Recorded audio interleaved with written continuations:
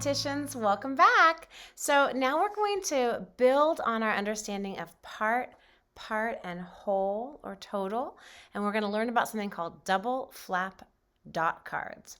They look kind of like dominoes, only they're a little different, and they're made out of paper. You have some in your supply bag that we sent home earlier this week, but first let's use my example one. Okay, ready? What is this number? Say it out loud. Ready, set, go. Yeah, it's 6, right? This is the number 6. And so here's how a double flap dot card works. So under 1/2 are some dots that are all filled in, and on the other half are some dots that are open or not filled in, right? So what do you think? How did I split this number 6 into? Think about it, and then, you can say it out loud right now. What are the two different parts?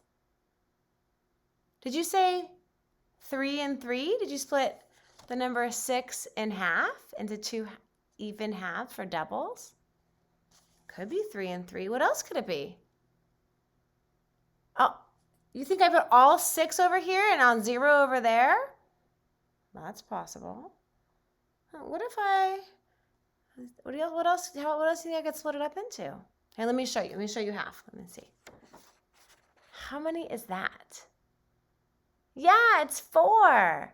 So if I have 4 on one part, what do you think is in the other part to make the whole or total, which is 6?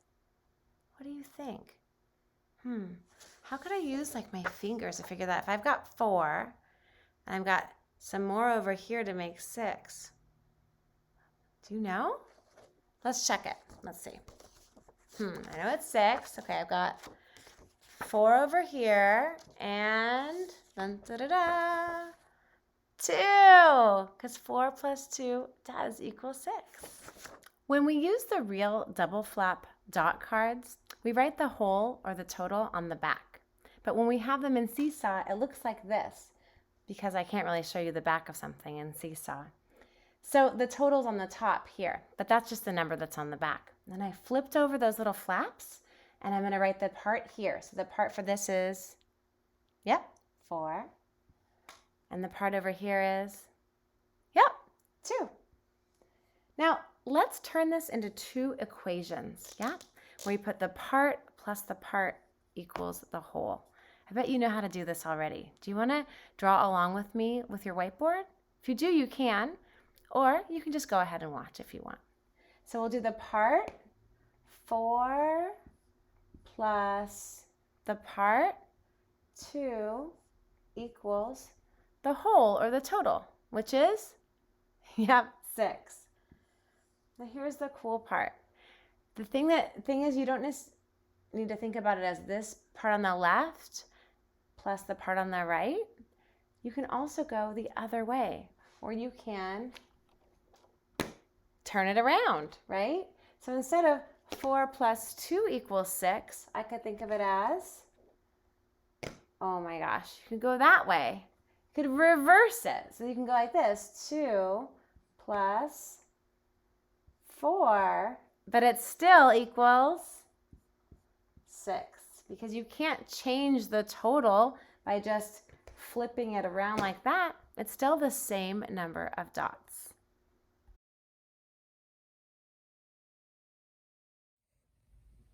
All right, go into your bag of materials that we sent home earlier this week and find this collection of blank double flap dot cards. You'll find 3 in here, and you're only going to use 1 today. Please save the other 2 for 2 activities we'll do next week. So once you've just taken out one of those, what you'll do is you'll flip it over, and you'll go ahead and think, what's a number I want to choose that's between 5 and 10? So right now, go ahead and pause the video and go grab a blank double flap dot card for yourself.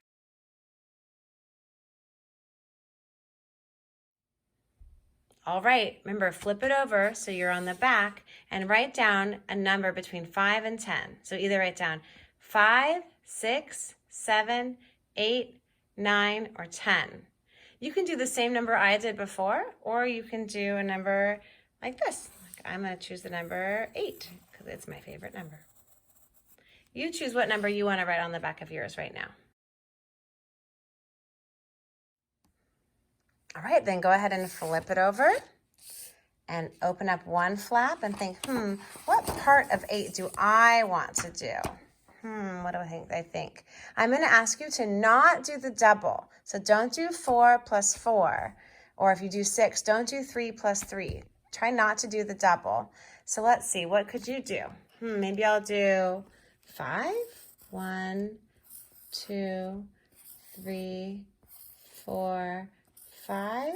Don't forget to go ahead and fill in the dots that are on the left side.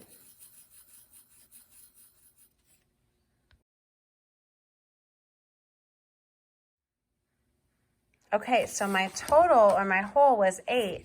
So far I have 5, so now I'm going to open up my other flap and I'm going to make the rest of the dots. But these are going to be open dots. So 5, 6, 7, 8.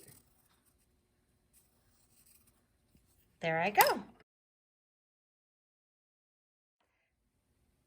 The last thing you're going to do is go ahead and take a photo of this side of the double flap dot card that you made and a photo of the whole number, or you can just write that in and you'll put this on the last page of the student template in Seesaw.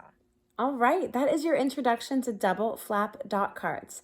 You should have made your own double flap dot card, and now go into the student template.